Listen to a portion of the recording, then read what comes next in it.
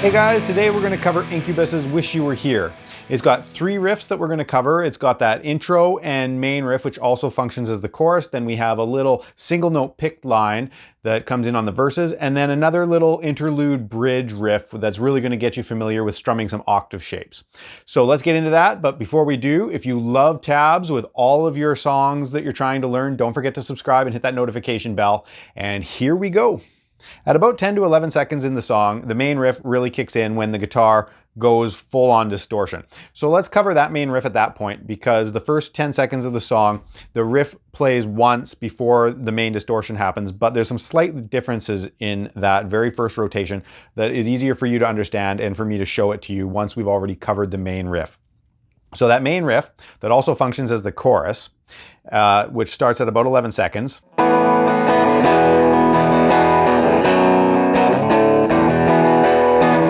Okay, there's the first half of it. Let's cover that and see what's going on. We start with an A sus2 chord. So we have a power chord shape off of the 2nd fret of the D string. But then we add the open A underneath it. And we get this nice chord, very open sounding chord. Next chord is we lift that first finger and just bar the A and the D strings. Okay, and then we can also put a low E underneath it. What it is a E power chord with a B underneath it, but then we can put that open E just to have one big E power chord.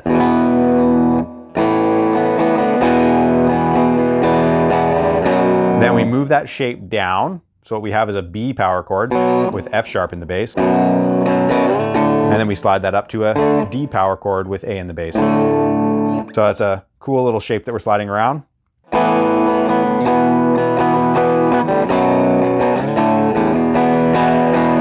And notice how you can put some open strings in there to buy yourself some time to get from chord to chord and to smooth out the transitions, and it sounds really cool. Like for instance, at the end of that first measure, you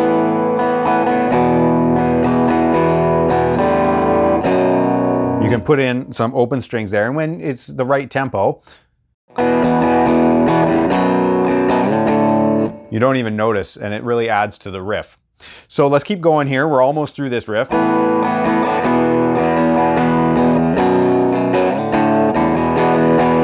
So once we slide up here, we're going to hit some open strings to give ourselves time to get back to this E power chord.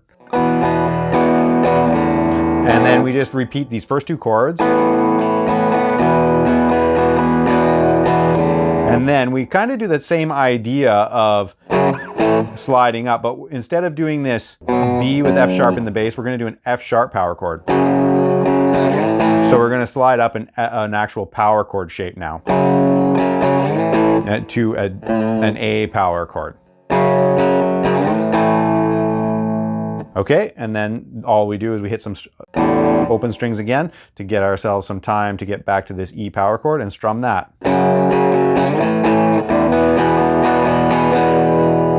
And there's the main riff. Another thing that I really want to talk about is how to strum this song. This song is primarily 16th note patterns. So learning how to strum 16th notes and getting very comfortable with them rhythmically is going to be key to mastering this song. So the first thing you need to know about 16th notes is that they are 4 notes a beat. So, and they're counted 1 E enda, 2 E enda, 3 E enda, 4 E enda, so on. And what you want to do is just get comfortable doing straight alternate strumming. So down, up, and that will occur in every beat. 1 E and 2 E and so on. So the first and the third strum is downs, and the second and the fourth are ups.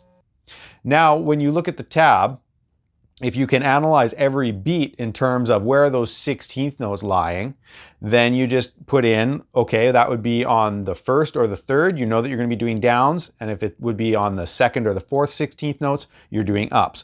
So 1 E and anything that would be on an E or an is up.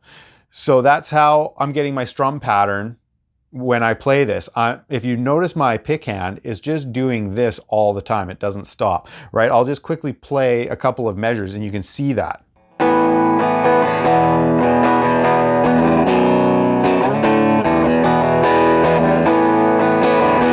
right? So I'm feeling 1 E and a 2 E and 3 E and a 4 and a 1, right? So you're feeling those 16th notes and your hand is doing that. And you just have to get good at picking out the 16th notes that you want to sound.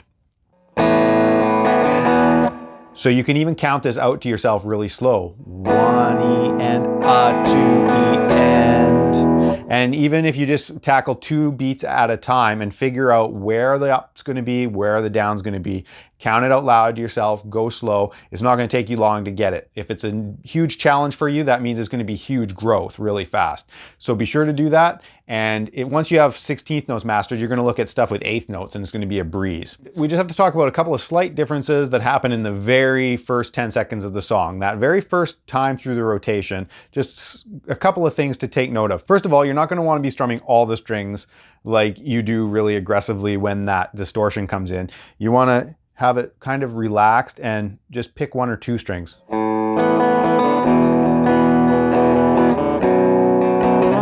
Okay, so don't be quite as aggressive with it is number 1.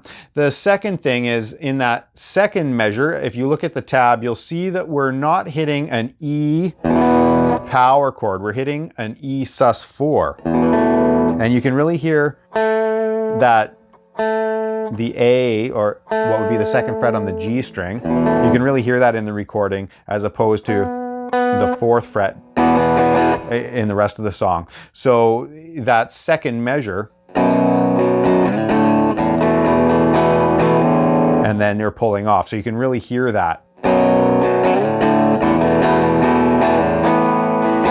Okay, and then we, just like the main riff, we go back to this A sus2, to the E power chord, to the B/F sharp. Now this is another slight difference that only happens in that intro.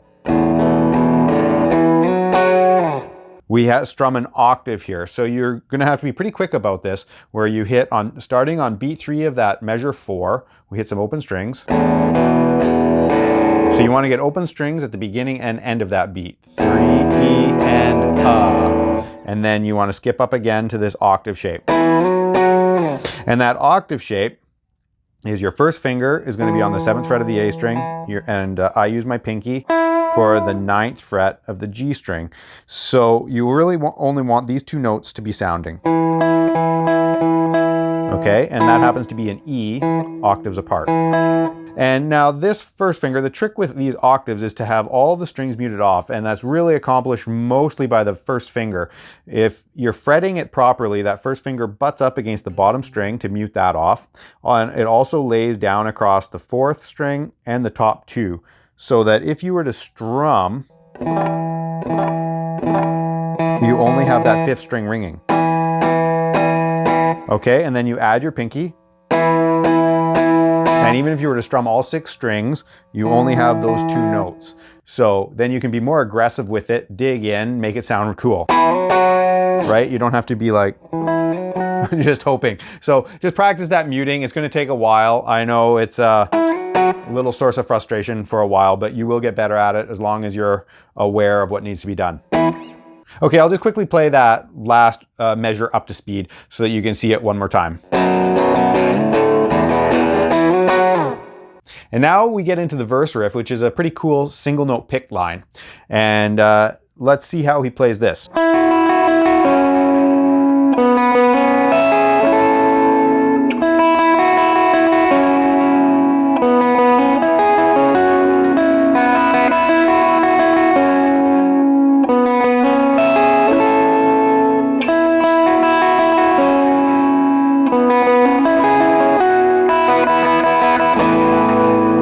So definitely the most intricate part of this song. The biggest thing that you're gonna have to figure out is the pick strokes to get this all smooth. The picking that I use is staying strictly with the 16th notes picking as I explained in the last section. Anything that would be falling on the 1st and 3rd 16th note of the beat gets a downstroke. Anything on the 2nd and 4th gets an upstroke. So if you're ever in doubt, just follow along with the picking strokes that I provided in the tab and hopefully that'll get you through. Now let's go through this. There's the first little line that we do. And what we want to do is put our first finger on the 7th fret of the B string, second finger on the 9th fret of the G string, and the pinky on the 11th fret of the D string. So fingering it like that gets everything ringing nice and smooth. Okay, now the thing that makes this line cool is that this note that we're fretting on the 9th fret of the G string is an E, and that's the same pitch as this open E string. So we have the same pitch. So as we go through the strings, just having that same pitch on two different strings gives it that really cool vibe that it's got going on. Now, after that, we've got a B note. And you can, again, we can hit this B on the 9th fret of the D string, and that's the same pitch as the open B string. Okay, so.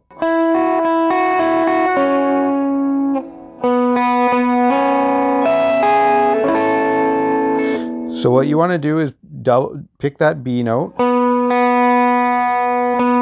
then we'll do a hammer from the 9th to the 11th.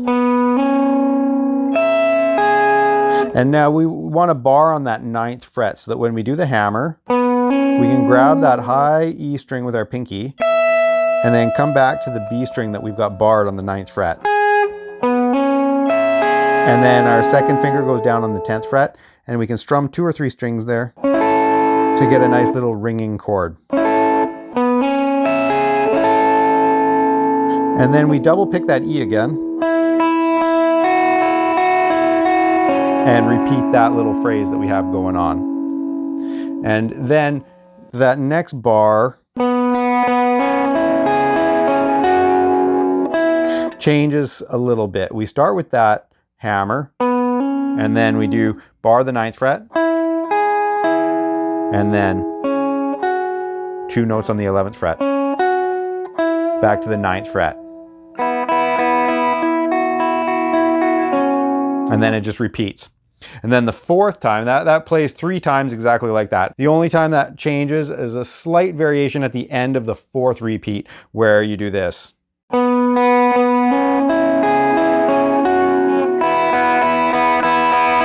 So you build those open strings so that when the distortion kicks back in again for that main riff, it sounds huge. It's a little build up there. And that's the verse riff. It's the most intricate part of the song, so take your time with that. And all that we have left is the interlude bridge section, and here it is.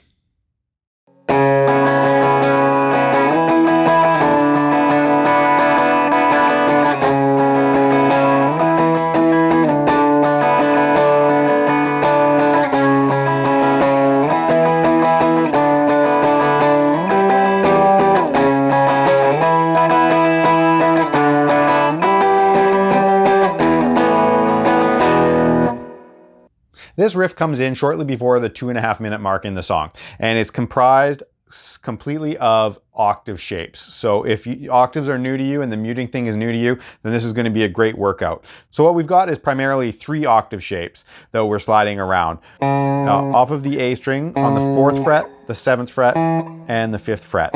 So off of the 4th fret, 7th fret, and the 5th. So even if that's all you do is just slide those around and get your muting right, that'll be a good workout for you. Now, the other thing that you'll want to get to is just starting to play with the muting of the first finger so that you can get these high strings to ring. Because he just spontaneously uses those high strings to add some flavor to all of these octave shapes. Okay, and you can play with where you put those open strings in.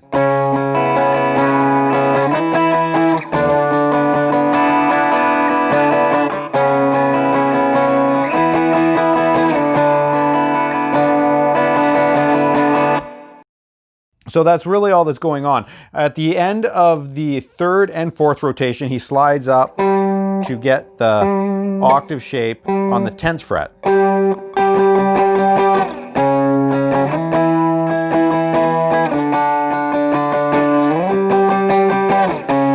Okay, so you'll want to slide up and get that one as well.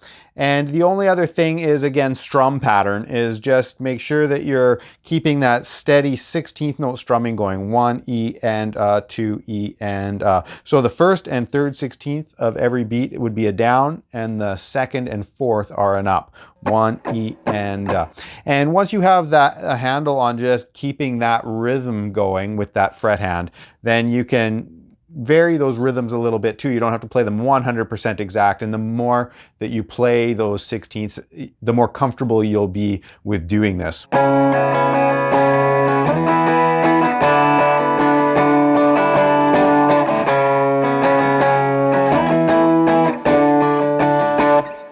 That's the song, guys. I hope you enjoyed it, and that should give you some stuff to work on for a while, especially if you're new with octaves, and that single note picking might give your hand a workout. Have fun with that. Drop me some more suggestions in the comments. I'm going to be doing a lot more of these. If you want full tab to all the songs that you're learning, don't forget to subscribe, share this with your friends, and I'll see you next time for another killer song.